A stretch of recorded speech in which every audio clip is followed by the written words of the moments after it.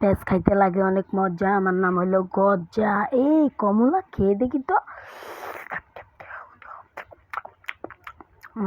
মজা আছে তো, আরেকটা খাই। খাওয়া যাবে না। কত টাকা? 3 টাকা, 3 টাকা। না না, 2 টাকা রাখবি?